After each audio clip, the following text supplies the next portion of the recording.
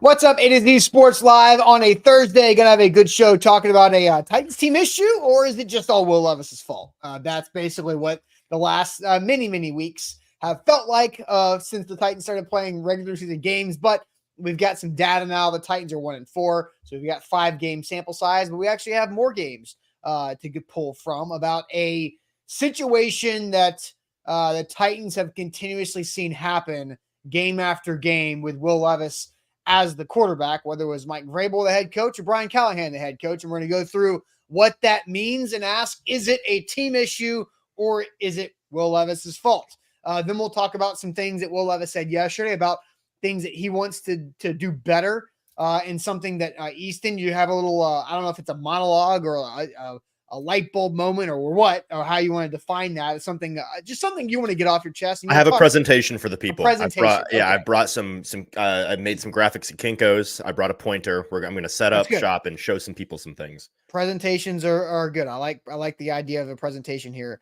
right there. So we'll get to that. Yep. Later in the show. It's also the Magic Bucket. And we will do the Magic Bucket at the end of the show. But Easton, tell the people what they got to do here to get us off and rolling on this Thursday morning.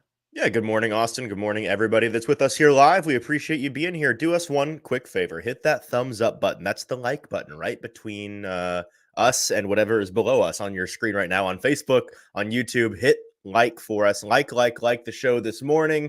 Got to do that to get as many people in here as possible because we want to talk to you all this morning about your thoughts on the Titans. And we've already got Tom and Alex, Corey, Willie, Bork, Katie, American, Toff, and Pistol in the chat. Appreciate you guys being here. Join them by liking the show and heading on over to YouTube and being a part of today's conversation.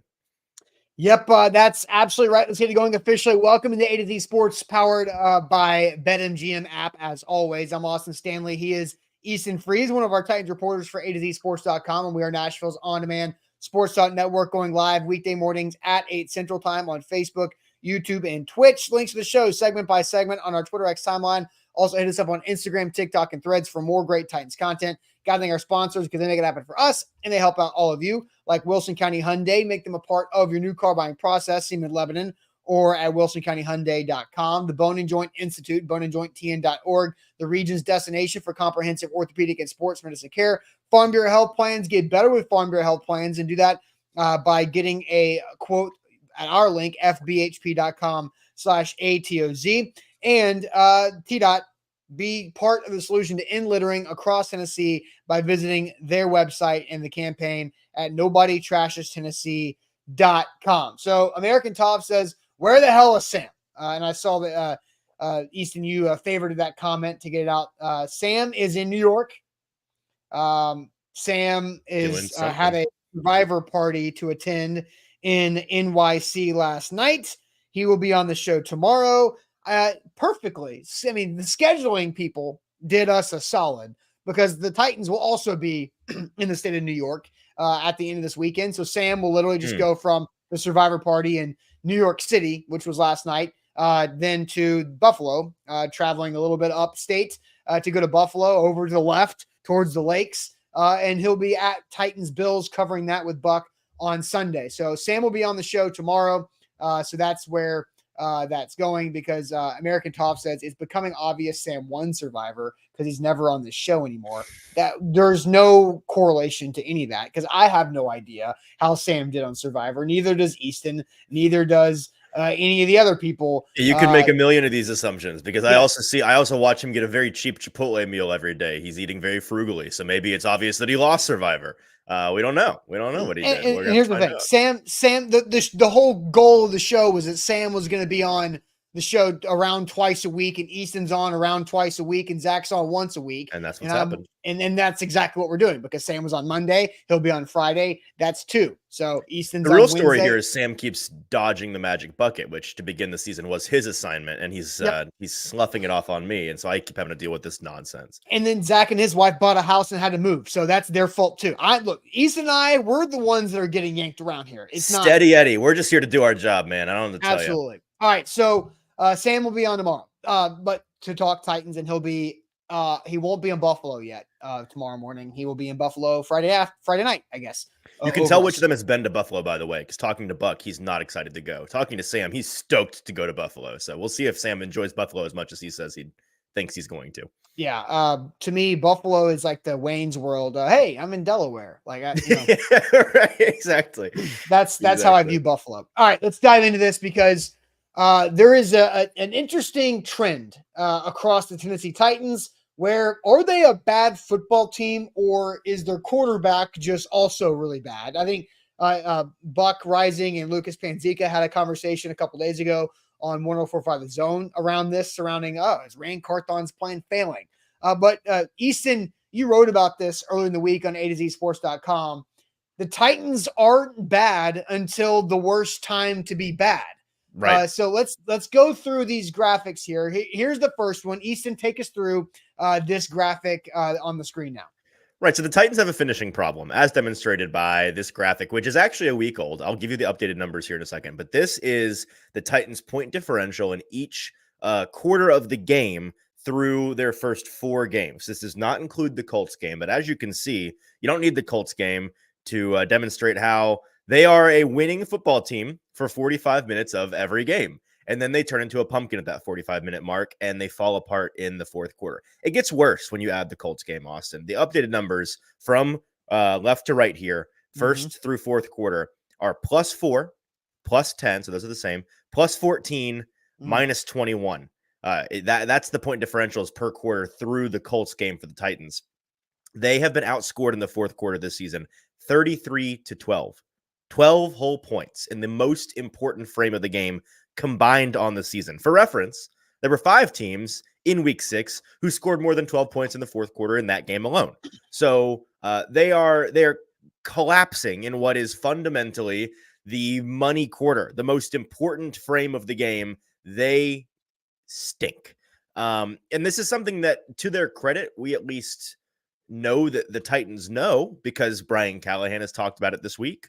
I heard Chigakonkwo talking about how it's an emphasis for them this week, yesterday in the locker room. They're trying to be better in the fourth quarter.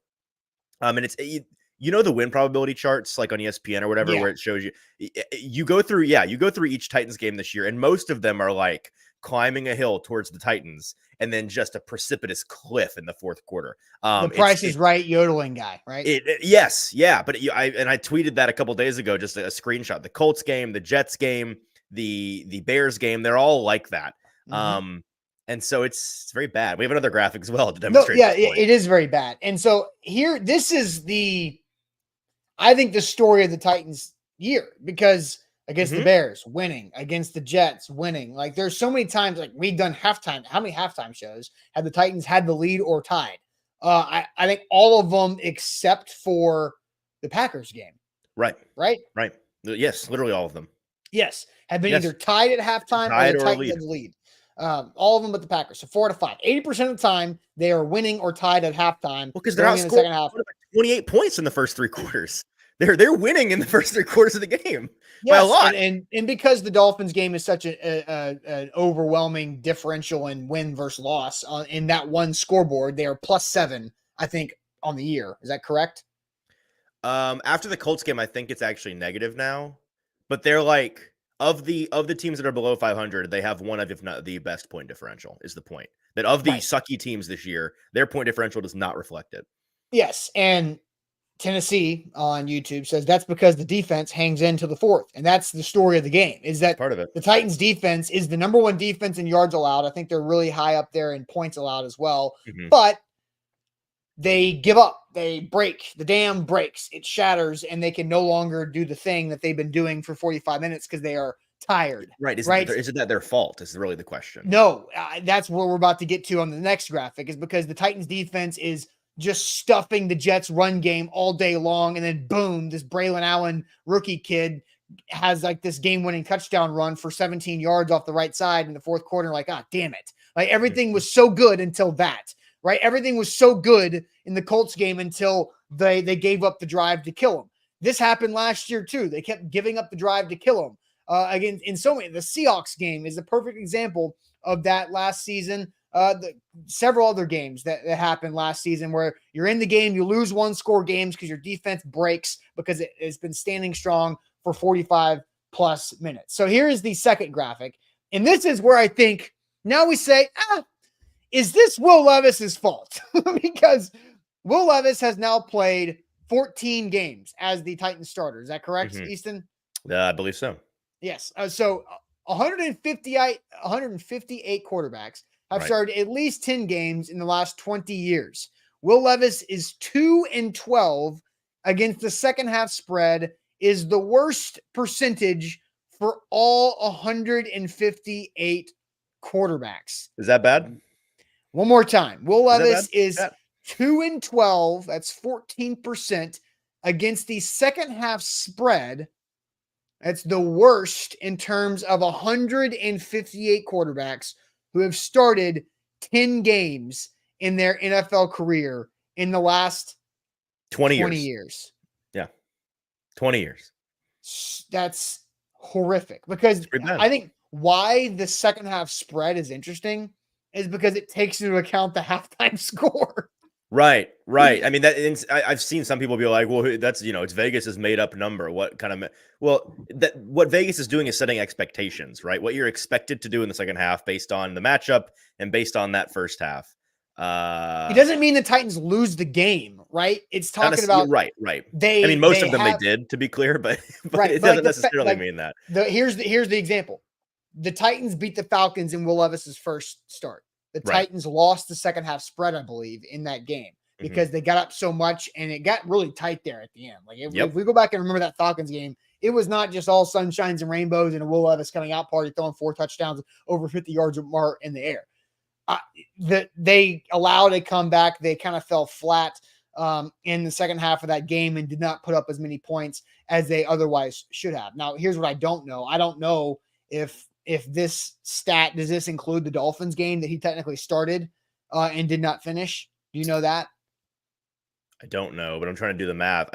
I mean, 9 games started plus 5 games started this year is 14. Yeah. So this also includes the Yeah. Texans game that he didn't finish a year ago. So, a flaw in the stat, but it's still the. But you can still wipe those away. So if you want to, you could take away the Texans game he lost as one where they probably did not cover the second half spread, and the Dolphins game they won, which probably did. And now you're talking about 1 for 11 in games that he finishes. Well, but this flaw you found, Austin, points to my point here. And I don't know if we want to ask the question before we get into it, whether or not it's the Titans or it's Will Levis. But I think that's an interesting data point there. Yeah, let's go ahead and ask the question. So is this Titans late game failure a team issue or a Will Levis issue? Is this a team issue or is this a Will Levis issue? And I'll put the stat up here on the graphic on the screen again. 2-12 against the second half spread is the worst in 20 years of 158 quarterbacks who have started at least 10 games. 2 of 12 against the second half spread. Is that a team issue or is that a Will Levis issue? We'll get to all of your comments. I'll put up a YouTube poll as we tend to do here in a second. But first, T-Dot, you can help T-Dot be the end and find the solution to littering in Tennessee, because littering is a massive problem. Just like the Titans losing games in the second half and the fourth quarter is a massive problem.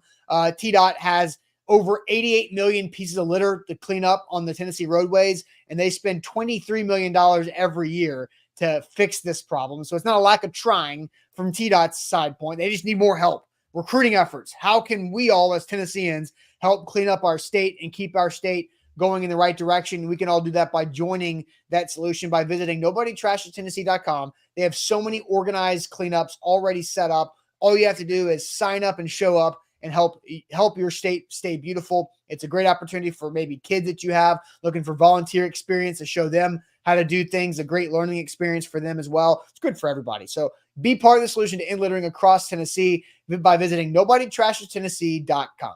We're also brought to you by BetMGM, an official partner of the Tennessee Titans. Sign up today using our promo code ATOZ Sports and receive up to $1,500 back in bonus bets if you don't win your first bet. Whether you're cheering on the Titans at the stadium or watching the game at your favorite Music City sports bar, you're always going to have way into the action because the BetMGM app is right there in the palm of your hands. There's nothing better than a Titans win. There's nothing like the thrill of winning at BetMGM. Enjoy the best parlay selection options, boosted odds specials, daily promotions, so much more. Download that BetMGM app today. Use our bonus code ATOZ Sports and experience the football season like never before. BetMGM, an official partner of the Tennessee Titans. All right, so is this a team issue or a Will Levis issue? Because Easton, we asked this question, and I find Johnny Smokestack 615 on YouTube responding to our tweet saying you can't finish what you can't start. Ha ha ha! Laughing emoji. Well, no, Cute. The Titans are actually starting pretty good because what is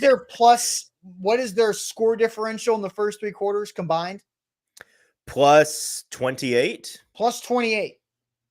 Yeah. Plus 28 in the first 3 quarters, minus 21 in the fourth. Yeah. So they can start. They actually start pretty well. They are starting. Ask the Jets. They start pretty well. Ask the Colts. Yes. Leading into that fourth quarter. For sure. Especially the offense starts fairly well. So they can't finish what they do start is the reality. And Will Levis has the worst second half spread cover percentage of 158 quarterbacks in the last 20 years. He's 2 for 12 as a starter in covering the second half spread. So is this a team issue or a Will Levis issue? Easton, I'll send you to the chat. Yeah, seeing a larger portion of Levis here. That's what Ashley and Devin and Corey and Zach all think. IR Hoshi thinks it's on the team, as does Ed Rogers, who thinks it's a both problem here. We want to know which is more. Yeah, that's right. There's no both option. Well, American Toff thinks it's the team. Maven and Willie and Duran and Curtis all think it's Levis. It's pretty much Levis down the board here. A handful of folks like Deborah and Steve are team here, but largely it's on Levis according to the chat. Okay. What do you think? Because you were like, I kind of have something I want to bring up, but let's ask the question first. And I did put the YouTube poll out there. So make sure you hit the like button. If you're watching on YouTube, vote in the poll so we can find how that goes. So Easton, what are you thinking here? Yeah, it's a team issue. And that's not to say it's not a Will Levis issue because Will Levis is on this team. So he is absolutely a part of it. But you can't say, first of all, can we bring back up that tweet about the second half spread? Because I understand the framing here from Evan over at the Action Network, who I like Evan a lot. I'm a fan of his work. But you can replace Will Levis's name with the Titans. And it's the same stat, right? The Titans are 2-12 against the second half spread. But it is in Will Levis's 14 starts. I understand that. I understand that. And so that's why I get why he framed it this way, because it's in the Will Levis era. But the reason, people are going to say the reason I'm saying this is because I'm a lover of Will Levis. No, it's because I am fundamentally, long before Will Levis ever was in the NFL, fundamentally a wins are not a quarterback stat guy. I don't believe wins are a quarterback stat, and we're talking about wins here. We're talking about covering the spread, and so it's a team game. I think this is a team issue. Obviously, Levis being on the team, I'm not saying Levis is not a part of it. He is as much as a quarterback is a impact on the team. That's how big an impact he is on this. But I don't think any fan can honestly say the Titans. Let's just think about this year, right? The times in the fourth quarter when they have blown it. I don't think anybody can honestly say that the Titans have really played to win in the fourth quarter very effectively, that they haven't been tight and conservative, frustratingly so in second halves, that they haven't. I can't think of a time this year when the Titans really tried to put their boot on the neck of their opponent and close a game out. They're playing not to lose. And that's a big problem here. Now, you can easily say, well, Easton, the reason they're playing not to lose is you point to the Colts game. Clearly, they don't trust Will Levis. Totally. So I get that. I get that. But man, we're going to talk about this a little bit later. The aggressive versus conservative play style and game planning that this team is rolling out, and some issues that I have with that. But I think that you can't. I understand people want to make it all about Levis, and you may think that you just replace Levis and everything gets fixed. But I'm telling you, if you replace Levis with anybody else, and the mentality of the coaching staff, the game plan doesn't change, it's still a team issue. The team is not finishing. And it's not like this team this week, as we've heard, emphasizing finishing. It's not like they're having that conversation with Will Levis. They're having that conversation with everybody because it's a team issue. So it's interesting because it's also two different head coaches, two different coaching staffs, 9-5, like Vrabel's coaching staff and Callahan's coaching staff that are having the same issues, which is losing games in the second half. I have an interesting point on that, by the way, but I don't want to cut you off. They've just lost I'm just trying to throw out like factual stuff, right? Right. The Titans have lost a lot more games than they have won over the 14 games of Will Levis as a starter. But when you're talking about the covering the second half spread, they can still lose the game, but cover the second half spread and try to make a comeback or something. They can still win a football game and lose the second half spread, like I mentioned against Atlanta.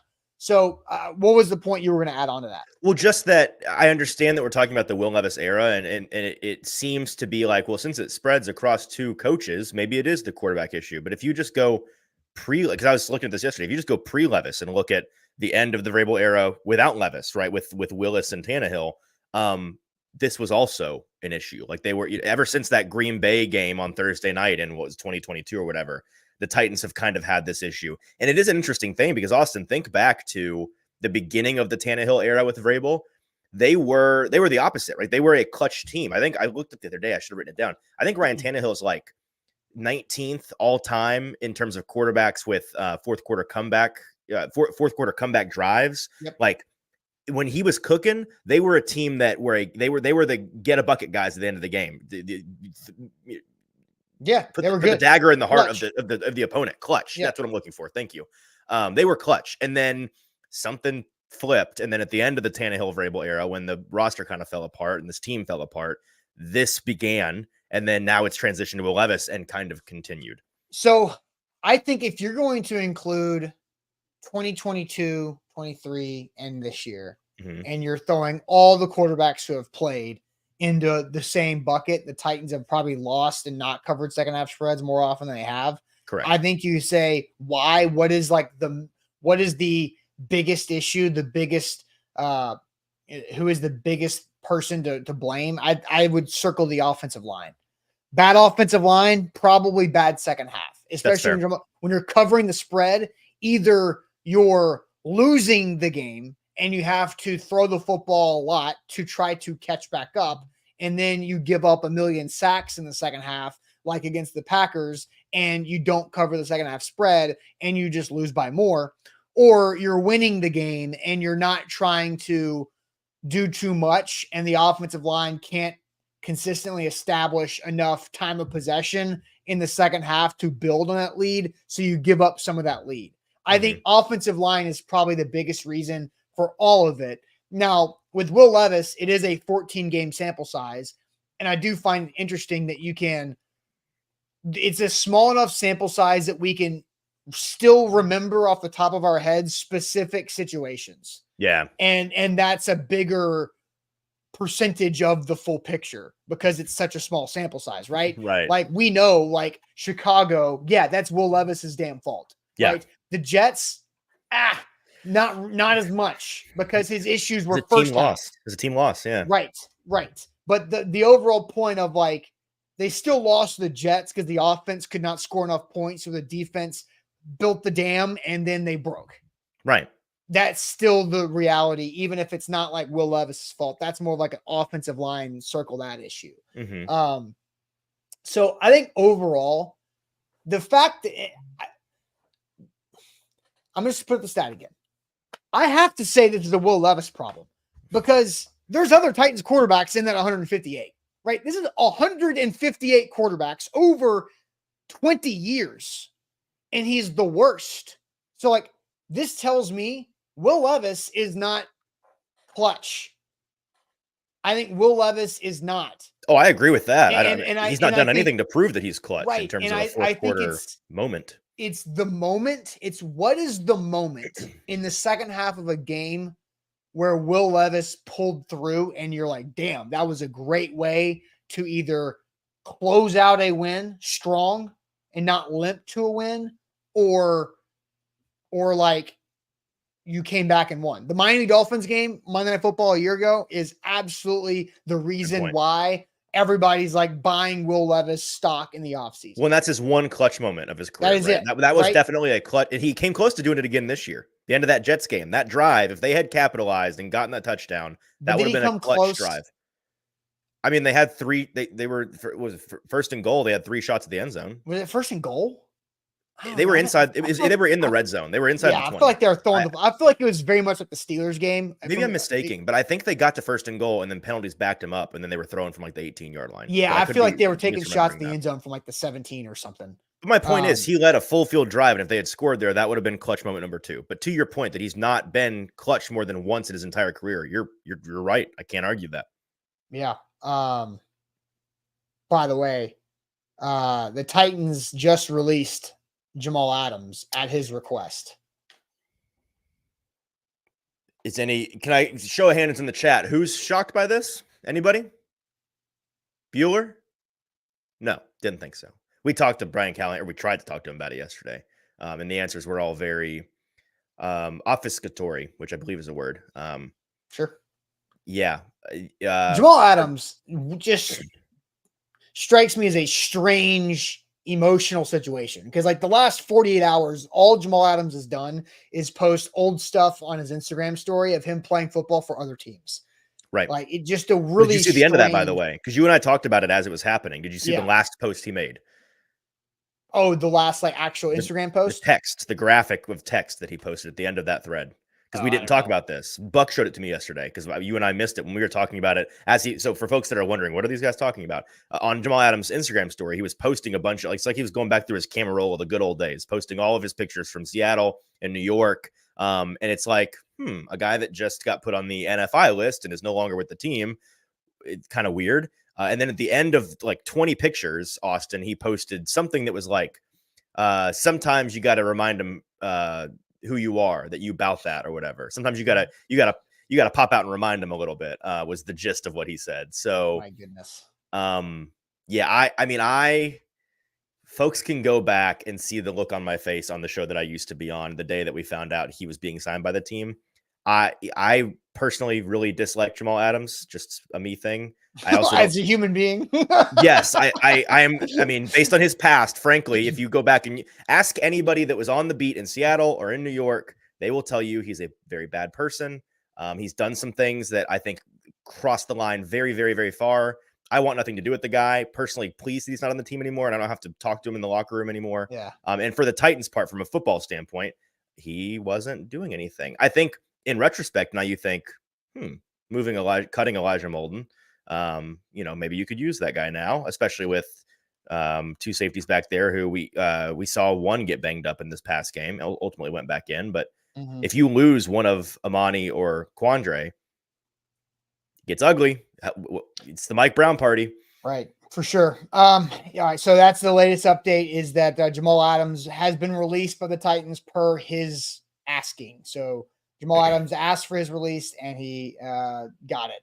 Does he ever play meaningful snaps again, Austin? Probably not. Caleb asked this question. What was your favorite part of Jamal Adams' era? I have a great answer to this question, actually. Do you? It's the Packers I know what your answer is. I know what your answer is. It's the Packers game after he missed a tackle that would have dropped the tight end for a gain of 1. And then the tight end continued to gain 20 plus yards. The very next play, Jamal Adams makes a big hit on a wide receiver for a gain of like 6. And then does like the flex thing over him. Dude, you just missed a tackle to give up 20 yards. So congratulations on your big hit. It's classic DB behavior. Yeah, it's like incomplete. Like, dude, you were like L'Jarius Sneed smoked on that. But no, that is my favorite Jamal Adams moment of the Titans era. So, all right, I want to get back to the topic here because Will Levis, is he the problem or is this a team problem? Right. I think Will Levis is a bigger reason why than the whole team because the defense is good. The coaching staffs are different. Will Levis is the common denominator. The defense was not this good a year ago, but they still kind of were. Like the defense last year for the Titans was what I think this defense is trending towards. It's good until it's not because it's exhausted. and it can't play perfect. Sure. And they're asking their defense to play perfect. And Will Levis is missing too many opportunities. He's not giving his defense enough opportunity to have some wiggle room. Kendrick asked me, Austin, are you ready to label Levis a bust? Guys, I have been very, very adamant about what I think about Will Levis ever since the Titans drafted him. There was a moment in time of where I was like, yeah, okay, maybe this guy can actually figure it out. But I do not think that Will Levis is on the right path, and that's not shocking to anybody to hear this.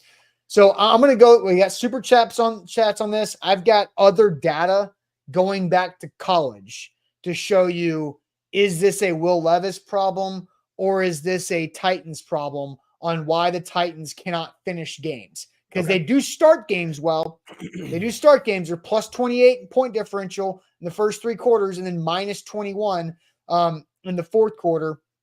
And that still has the Dolphins numbers in there to help it be not as bad as minus 21. And it could be worse.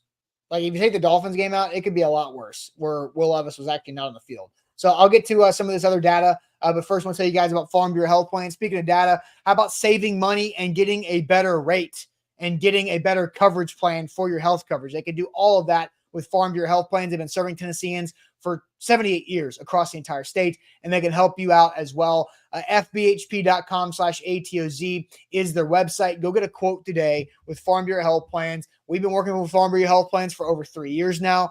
Zach saved a bunch of money, 20% actually per month on his coverage when he signed up a few years ago. Other A to Z employees have also done this, and Farm Bureau Health Plans is a fantastic resource for any Tennessean out there looking for better health coverage for your situation for a lower rate. So make sure you go check them out online when you have a chance to get a quote, FBHP.com/ATOZ. We're also brought to you by BetMGM, the sportsbook born in Vegas. Folks, if you sign up using our bonus code ATOZ Sports today, they're going to give you up to $1,500 back in bonus bets. So that first bet, you can swing for the fences. No worries. It is insured by our friends over there at BetMGM, only if you use our bonus code ATOZ Sports. So if you want to get in on the betting action this week, no better time than the present, my friend. Sign up using our code on the BetMGM app. All right, so Easton, Will Levis, I don't think has the clutch gene. I think Will Levis overall was a quarterback that I had very big concerns about coming out of college. I was not shy about this. And so I actually got into a text back and forth with Lucas and Buck yesterday. They were having a conversation about, can a quarterback who was not good in college be good in the NFL? And the answer is, if you are not a good college quarterback, you will not be good in the NFL unless you're Josh Allen. Like, that is it. Like, Josh Allen is the only bad college quarterback who's good in the NFL. That also doesn't mean if you're a good college quarterback, you're going to be good in the NFL. That's just right. Are you a good college quarterback? Yes. Are you good in the NFL? Maybe. But if it's, are you a good college quarterback? No. Are you good in the NFL? Are you Josh Allen? If you're not Josh Allen, then the answer is no. That is how quarterback evaluation should begin. I don't think, and Daniel says Brock Purdy. Brock Purdy was very good at Iowa State. Go look at it. Go look at it. Go look at Brock Purdy. Something makes me think we weren't all grinding Iowa Nobody State games paid on attention Saturdays. to Iowa State. Brock Purdy was little Tim Tebow at Iowa State. You guys just don't pay attention to the Cyclones because why would you? Like, I was about to say, don't make fun of us. Well, you want us to I pay know. attention to There's no Cyclones? point. I mean, Matt Campbell was one of the hottest coaching commodities in college football and stayed at Ohio State for a long time because Brock Purdy. And then people say Patrick Mahomes. Patrick Mahomes is putting up 1 million yards a year. His Texas Tech defense didn't exist. So we're not talking about good team. We're talking about good player. About good quarterbacks. Yeah. Like, so that is it. Drayden Root says, come on, Austin. No, go. I knew who Brock Purdy was when he was starting as a freshman at Iowa State. Like, give me a freaking break. All right. So, I don't think Will Levis was that good of a college quarterback. Like, Kentucky had some of their better years under Will Levis because Will Levis was on a terrible. Yeah. Right. But like, let's go look at Kentucky's wins and losses under Will Levis. His junior year, which was his best year that had him on the radar as a first round pick, right? Kentucky played such a cupcake schedule, guys.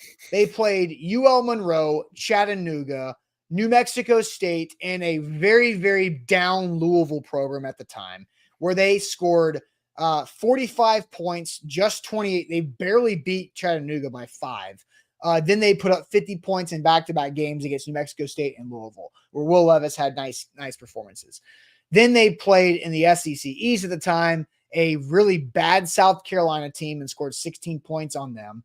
A Florida team that was ranked 20th. Like, Will Levis gets all the credit in the world.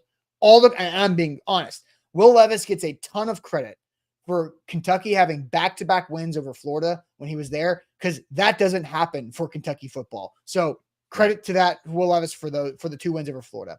Then he beat Vanderbilt, who was bad. He beat LSU, who was going through transition with Ed Orgeron, by a lot of points. But then they lose in big games like Georgia, Mississippi State, Tennessee. That was in 2021. Right. They beat Vandy. 2022. Oh, the next year. Excuse me. Yeah, next year. The next year, they were 7-5 because they beat Miami of Ohio, Youngstown State, Sam Phelan's Northern Illinois Huskies, and again Louisville. Like Louisville is not a whatever, but they lose. This conversation is exactly why I'm not tuned into college football every weekend. I hate these schedules. This sucks so bad. These are all awful, unwatchable dreck. But if you're Kentucky, you should schedule these games, because that's how you get to a bowl games, and that's how you get more money to build your program. That's how you do it. I know. I don't want to watch it. Right. So then he loses games. Ole Miss, we talked about that game so many times. Had Ole Miss on the ropes. Mm-hmm. Absolute opposite of clutch factor. 2 turnovers in the last 3 minutes, down a field goal in the red zone or approaching field goal range. Losing at South Carolina. Losing at Tennessee, getting stomped.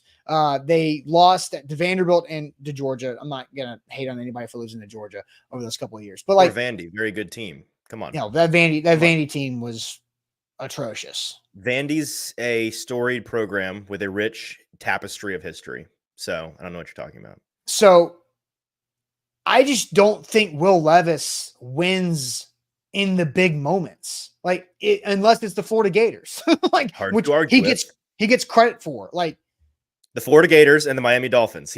Something happens to this man in Florida, where he blacks out. But other than that, not this past time in Miami, just the once. Well, but he didn't get a chance to do it in Miami.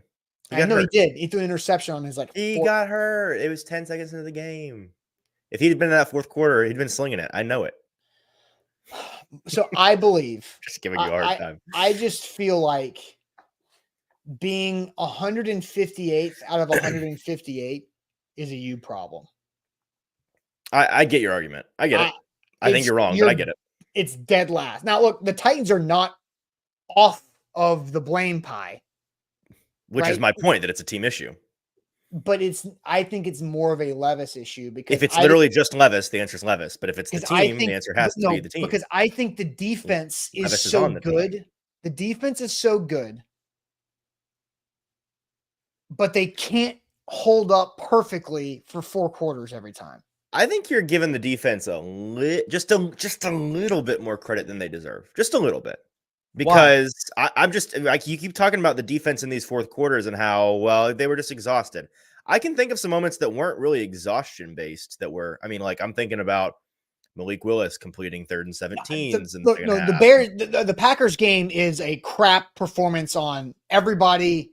Okay. Like Will Levis was down the list of people I'm talking about. I'm thinking about at the end of the game, L'Jarius Sneed having to hold Alec Pierce and giving them a big PI penalty down the field. I'm thinking about in the fourth quarter, the Colts throwing a prayer ball up to Michael Pittman with L'Jarius Sneed right there and Pittman scoring.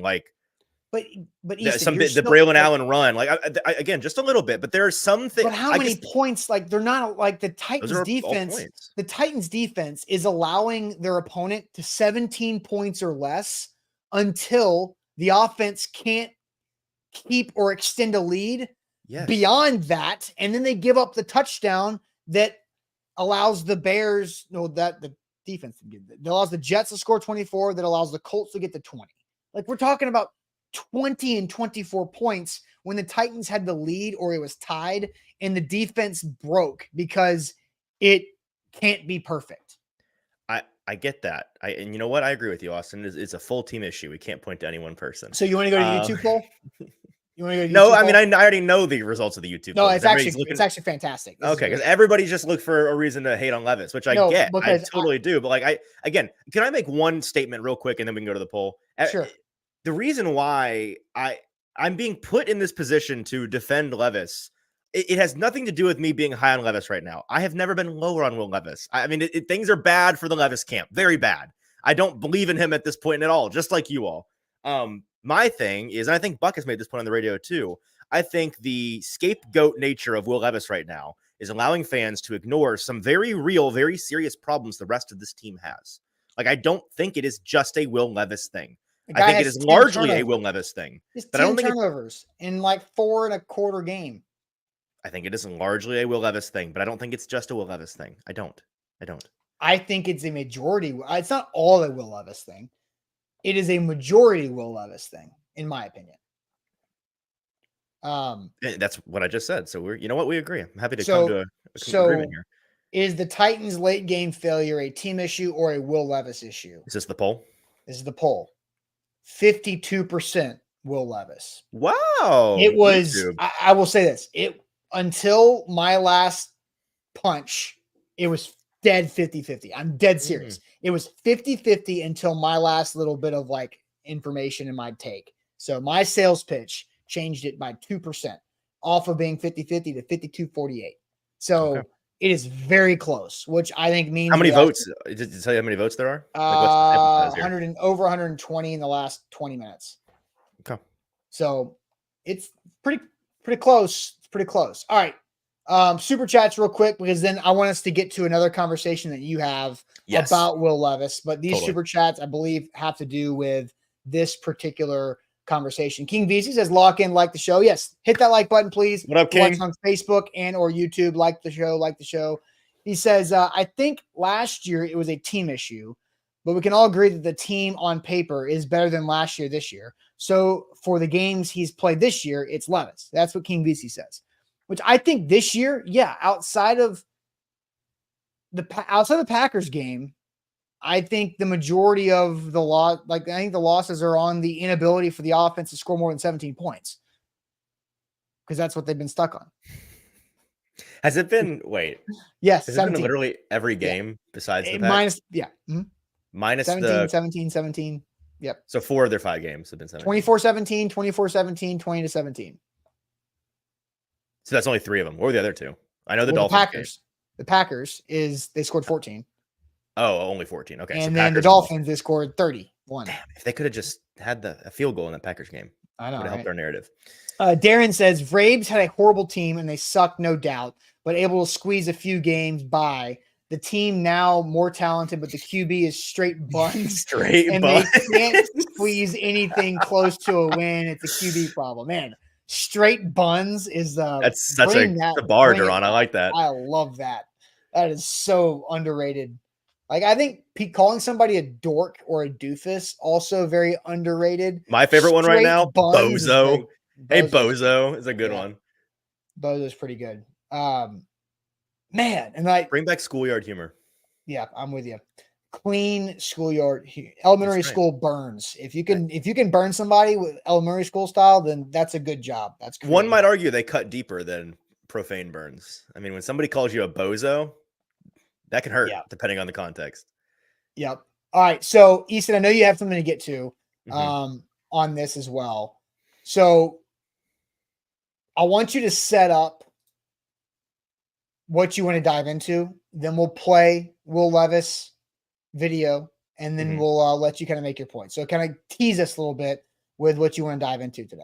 Yeah. So yesterday we talked to Will Levis, and a question was asked of him that he misunderstood. The question was, what are things you're doing this year well? And I think he misheard my friend John Glennon when he asked that as, what do you wish you were doing better? And so he gave an answer about an element of his game that he would like to do better, show better. He thinks he is better at and has been better in the past at, but so far this year hasn't been. And I have some numbers that maybe dispute that a little bit. And then I want to talk about just the conservative and aggressive nature of this team's game planning with Will Levis and what would be best for them going forward. All right, we'll dive into it real quick. The Bone and Joint Institute is where you should turn for any injury that you have in life. Maybe it's a family member, son or daughter gets hurt playing youth sports. If you get hurt playing intramural sports, or maybe you just get hurt because when you get older, life happens and injuries happen. You can go to the Bone and Joint Institute, boneandjointtn.org. That's where you should turn to because they have all the experts and the resources under one roof. We've talked so many times already to experts at the Bone and Joint Institute, whether it's DeAndre Hopkins, MCL, Jeffrey Simmons, MUCL, and elbow, and also Will Levis's AC joint shoulder injury. That is still an issue that he talked about some yesterday too. But the Bone and Joint Institute is where you should check them out. I had tendonitis in my knee in the spring, went for 7 physical therapy sessions, got it feeling a lot better, and got educated to make it not flare back up in the future. Because tendonitis is tendonitis. You're going to have it. It's just what you got now, man. Yeah, that's right. So check them out online. Book an appointment when you need them. boneandjointtn.org. We're also brought to you by BetMGM, the sports book born in Vegas, folks. If you use our bonus code, which is now on the screen, ATOZ Sports, you can get up to $1,500 back in bonus bets. Download that BetMGM app today. Sign up using bonus code ATOZ Sports. Austin, the Titans-Bills line this week opened at a, one might argue, merciful 8 points. Bills plus 8 at home. That number has now swiftly climbed to plus 9.5. So if you wanted to bet the Bills to continue to dunk on the Titans, you're too late, my friend. You did not get the best of the number. I don't know. 9.5 that's a 10-point, a touchdown and a field goal. Bills win. That's still well. And so I'll be very curious to see if Vegas allows that to cross that key number of 10. I kind of think they won't, but if that, just keep an eye on it, because if that number gets to 10.5, that is Vegas telling you, yeah, we think the Titans are toast. Which they probably already sort of think. But yeah, do that at BetMGM.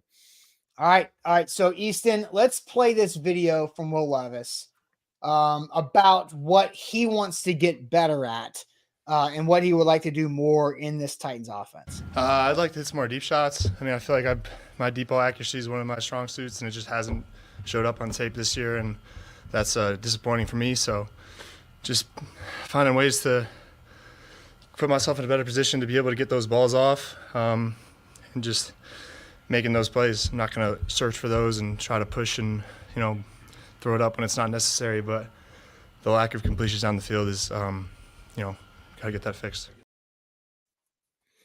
Right. So Will Levis, the deep ball passer, something that he wants to get better at. Looking at some numbers, and I got to shout out my boy, my good friend JT Runke over at the Hot Read podcast. He pointed out some stats that he got from Fantasy Points, which is also friends of ours. Looking at Will Levis last year to begin his career, his first 4 games passing deep versus this year, his first, I guess now this is based on his first 4 games passing deep because he missed the Miami game.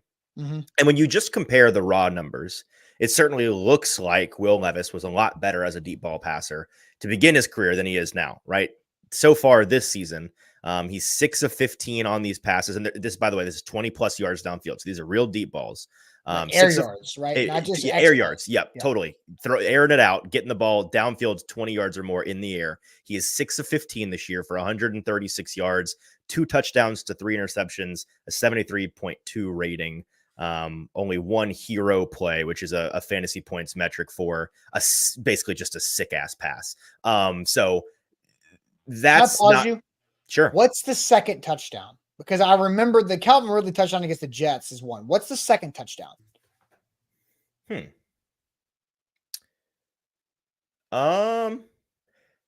don't know. I'm guessing it's something that was much less deep. Maybe the Chig one was deep enough. Maybe that Hopkins one was deep enough. But the Hopkins was not.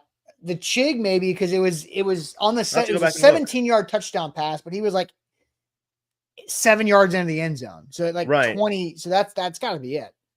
That's probably it. Yeah, I'll have to go back and look. But I trust these numbers. Probably touchdown. The point is, it's not good, and there have not been many of them. You look at last year, his first 4 starts of his NFL career, much different numbers. 8 of 26. Now, don't take that for what it is. This is when the Titans were having to literally just chuck the ball downfield, hope and pray, because the offensive line was a complete disaster and nobody could get open. So 8 of 26. But on those 8 completions, 308 yards, more than double this year. 4 touchdowns, 1 interception, 9 hero-worthy plays. So every single one of his completions, plus one of the incompletions, was I know exactly what the incompletion was. Which one? It was the third play of the game at Houston down the middle of the field where he threw a freaking dime to Traylon Burks and he dropped it. Yep, you're totally right. Right. So yeah, that looks on the surface like you're right, Will. You were a much better deep ball passer last year. You should get back to that. However, and if folks are just pining for Easton to dunk on Will Levis, here's a little bit of Levis negativity for you. Easton is scripted to be a Levis stan. I'm literally setting up to dunk on Will Levis. Leave me alone, RJ. I'm doing this for you, man. Let's just take away just that Falcons game, just his debut, where he blacked out, threw 4 touchdowns, was awesome, got us all super excited. If we take just that game out of the sample size, it suddenly looks a lot like this year so far. 5 completions on 18 attempts, 167 yards, 1 touchdown, 1 interception. Actually, a worse QB rating, 61.1 than what he has this year, which is 73.2. 4 hero balls. So of those 5 completions, at least 4 of them were sick throws. But I kind of think that the notion that Will Levis was an epic deep ball passer to begin his career, and where has that gone? I think we're literally talking about his debut game where he blacked out against the Falcons and looked awesome. But then since then, man, it's not been great. Now, he has the tools to be a good deep ball passer. We know when he's healthy, we know that he's got all the arm in the world. He's got the weapons at his disposal to succeed deep, right? We know that Calvin Ridley can win deep. We know that D-Hop can win contested catches deep. We know that Traylon Burks can get open deep. He can get open. And yet he's just never, and you want to talk about going back to college. You look at these numbers going back to college, his deep ball accuracy has never been, he's just been kind of average. It's not been a strength. It's not been a weakness. He's just been fine as a deep ball passer. I understand him wanting to do that this year. And I'm sure he recognizes, hey, if I just have a couple of, if he just has 2 awesome plays, the PR that does for him, because he's just so in a hole right now, anything like that, he'll take the win. I get him wanting to do that, but not only is it a bad idea because historically it's not been his strong suit this year in particular. I think people are shocked by this, about Will Austin. Because I had Paul Kaharski texting me this other day. We were looking at the passing chart from this past game, and I'll ask folks in the chat, did it feel like Will Levis was really pushing the ball downfield against the Colts? Not Austin, did it feel like that to you? Not at all. Right. It didn't. And yet, and you look at his passing chart, by the way, I think he had 2 passes beyond. Yeah, okay, perfect. Yeah. So yeah, two passes completed at or beyond 20 yards downfield. Large. I mean, it's a relatively balanced. And one of them, because you and I talked about this, one of them, the far left, the 20-yard green dot, was the last play of the game that didn't matter. Right. So not really passing deep in that game. And yet, if you look at that week across the NFL, week 6, I think I should have the number written down. I think he was 4th in the NFL in terms of deep ball passing and deep ball completion. And those numbers don't jive. It's what are you talking about? It's because this year it's an epidemic. This is not a Titans thing. The whole league, the deep ball is dead. Defense, blaming the defenses. The defenses are just selling out to force you underneath across the board. It's not a Levis thing. It's not a Titans thing. It's everybody. So in this year in particular, and because of Will Levis's history, I respectfully, I think that he's wrong that they should do that more, and that would lead to more success. Yeah, I agree. I think Will Levis in deep ball throws is like the golfer who struggles off the tee box, but on the 17th and 18th fairway tee box, he just drills it straight down the center. He's like, see, I can do this. When we coming back? We'll play again tomorrow? You want a tee time Sunday? Yeah. Yeah. I got this thing. Look at that. Right. If I just do that every time, it'd be great. I've done that a million times myself. Yeah. Yeah. That's how it always works. You get your best tee shot of the day on the 18th tee box. People in the chat saying I'm reaching. What am I reaching on here? No, I'm saying he shouldn't do it. I'm saying he shouldn't do it. Kendrick, Easton saying Will Levis is not a good deep ball thrower when Will Levis sasays that he is. It's one of his strengths. Yeah. I can't win for losing here, Austin. I can't win for losing. I want to play this again. Okay. Because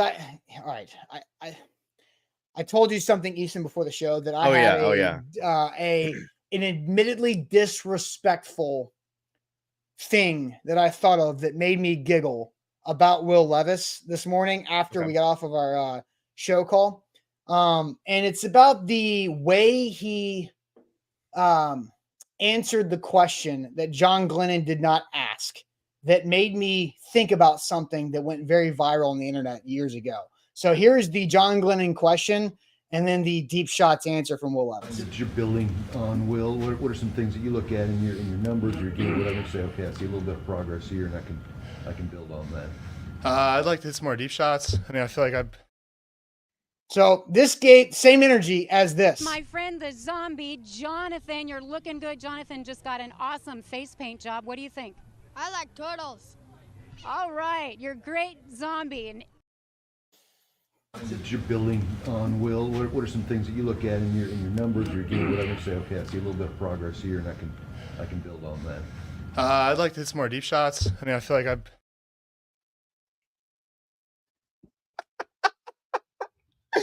It's the same energy. I like to hit more deep shots. Like what? It's not funny. it's the same. Extremely disrespectful. How dare you? Is it? But am I wrong? It's the same No, it's thing. very funny. It's very It's funny. the same thing. I laughed so hard by myself in my kitchen about that for like 5 minutes, guys. Like I could not stop. Oh It was no! Giggle fest, non-stop. I could not. It's I the same told you thing. this, Austin, the other day. Actually, I told our entire Titans chat. I was like, Will Levis would be so beloved if he was good at football. Like everybody hates him because he's goofy and bad. But the goofy factor, if you're good, like we keep going back to Josh Allen. Josh Allen is the biggest goofball in the league, and Bills fans adore him for it. Like they make content off of it. The Spider-Man, like webbing up the touchdown, like dude, he's so funny. He is a gift to us in terms of NFL content. If only he was good. It sucks because the memes are just so good. They're so good. I'm sorry. I mean, As you're building on Will, what are some things that you look at in your numbers or your game, whatever, and say, okay, I see a little bit of progress here, and I can build on that. I'd like to hit some more deep shots. I mean, my friend, the zombie, Jonathan, you're looking good. Jonathan just got an awesome face paint job. What do you think? I like turtles. All right, you're great, zombie. And I like turtles. All right, you're great, zombie. That lady doesn't help, by the way. But yeah, that lady is John Glennon in this situation. So I like turtles. Jokes were not drawn up to be respectful. So I knew this was disrespectful. Will would find that funny. No, that's not. It is objectively funny. Yeah, it's funny. It is objectively funny. It is. John Glennon, what are some things you want to build on that you've done well? I want to talk about deep shots. I wanted to push the ball downfield. Whoa, dude, chill. Like that's not at all what we just talked about. Oh my God. All right. I do have one more serious point before we get out of here. No, we're done. It's seriousness is over. Okay, well, never mind then. I mean, there's no coming back from that. All right, never mind. Okay, fine. What's your serious? Okay, point? all right. Just the to put a I was gonna say nail in the coffin. That's way too dark. To put a cherry on top of this little cake. Looking Cherries at on top of sundaes. You can put cherries on cakes, but you're right. They Nobody don't puts typically go cherries there. on cakes. Okay, fine. To put a cherry on top of this sundae.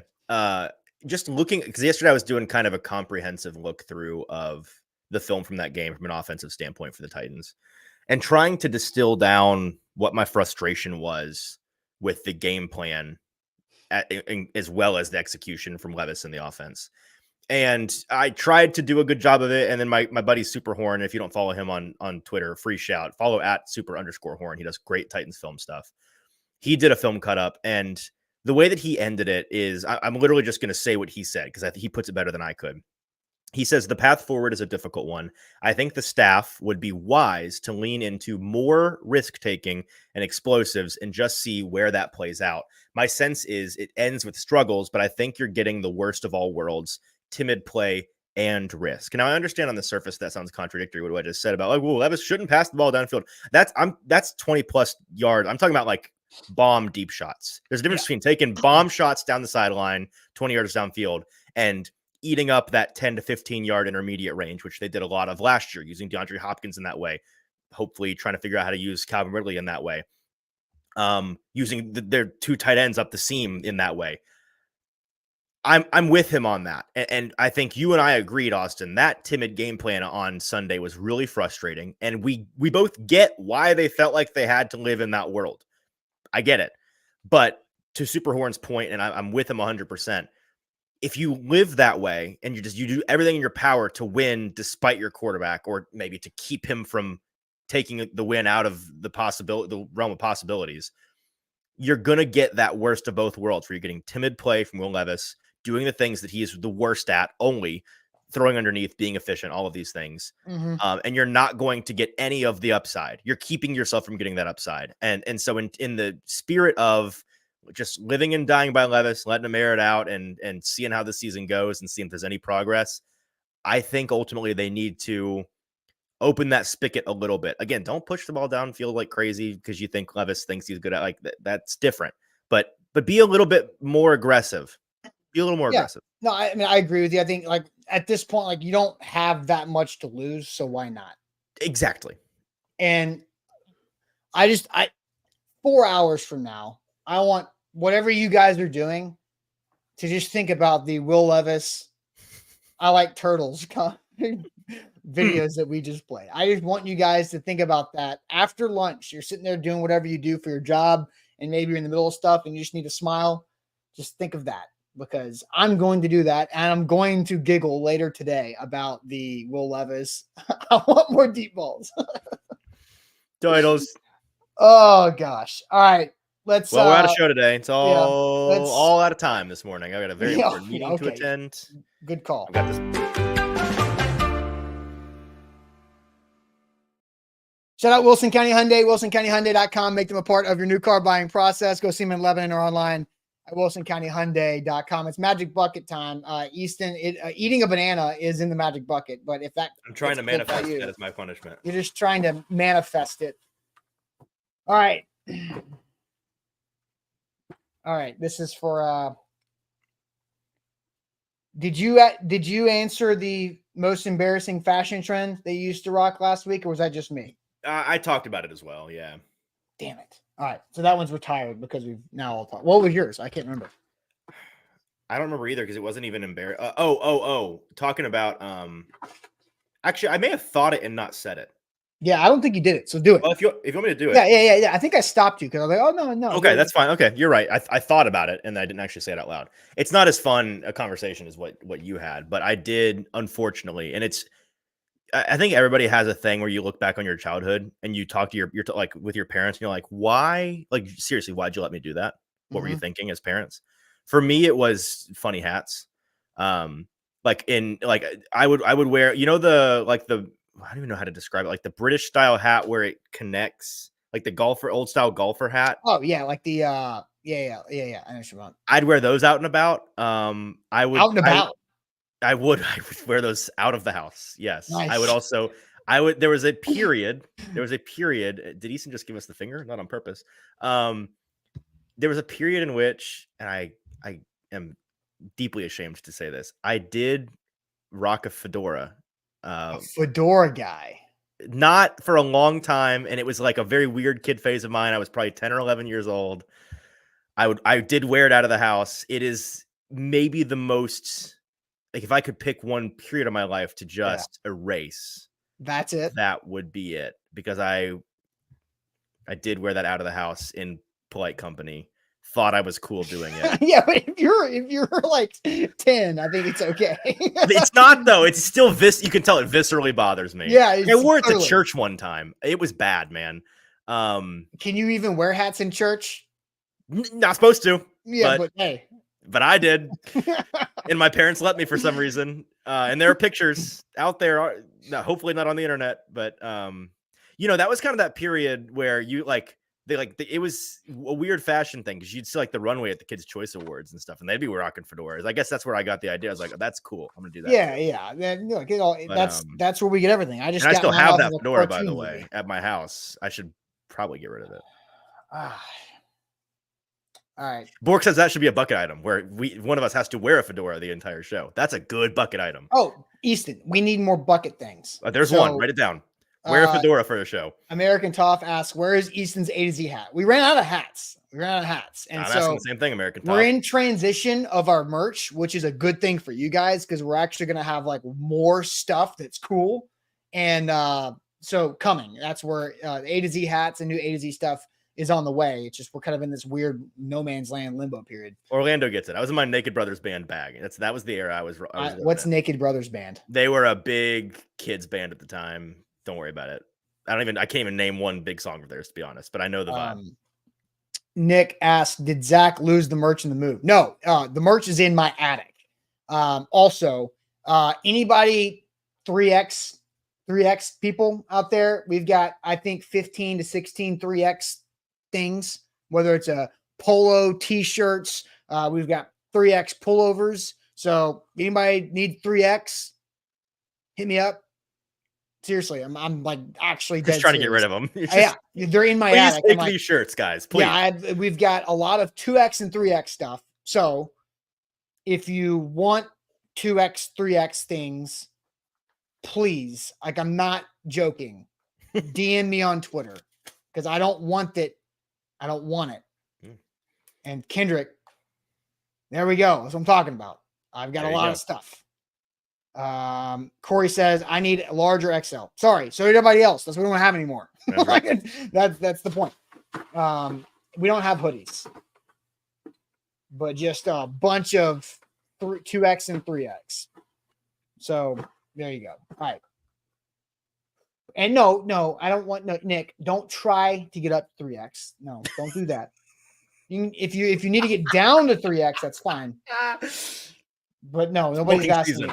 I gotta wear these 3X shirts for Austin. I gotta gain weight to get this A to Z shirt. There you go, Borg. Hey, yeah, get a 3X. Get your girl to wear it as a sleep shirt. Big old sleep shirt. Big, like they're very large. Yes. Yeah. Dang, I keep pulling things that I've already had. I don't know if there's anything in here that I maybe had. There's so many surely in here. Best appetizer, done that.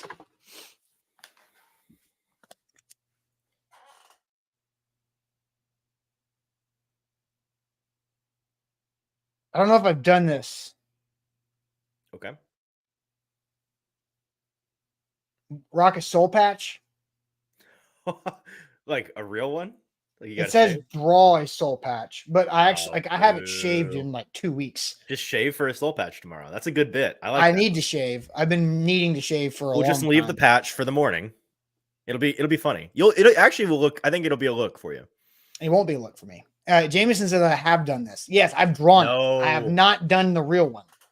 And this is the only reason why I'm considering this is because I actually have it prepared. I need to shave. Do it. It's funny.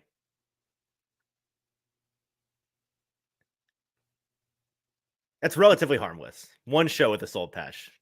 You're gonna shave anyways. Okay. This is a good reason to actually shave because it's like I keep saying I'll shave tomorrow. You're killing two birds with one stone. You got to shave and you need a magic bucket. People want you to do it. Okay. I also think we have 2 new Will Levis Halloween costumes. There is Will Levis jersey with the I Like Turtles kids face paint. Right. There's also the Will Levis jersey on top of the Spider-Man costume. Right. Yeah. So there's 2 new Will Levis Halloween costumes. Okay. All right. Let's see if I can remember to shave. And I'll text you. I'll tell you in the morning show or in the morning call. Well, that's too late. I've already showered by that point. Oh, well, I'll text you tonight. Matt says, what about the mayo cologne? You mean this that I haven't opened the box of? You haven't even been curious to smell it? No, I know what it smells like. Oh, You sprayed us all. Like I wasn't there that day. Yeah. I haven't opened the box. It's a prop that I keep using every once in a while. All right. That is it for us on this Thursday. We will check you guys later. Make sure that you do hit that like button, like the show before you go. Hit that button on Facebook and YouTube, and we will catch you guys on a Friday. Sam will be back from New York City tomorrow.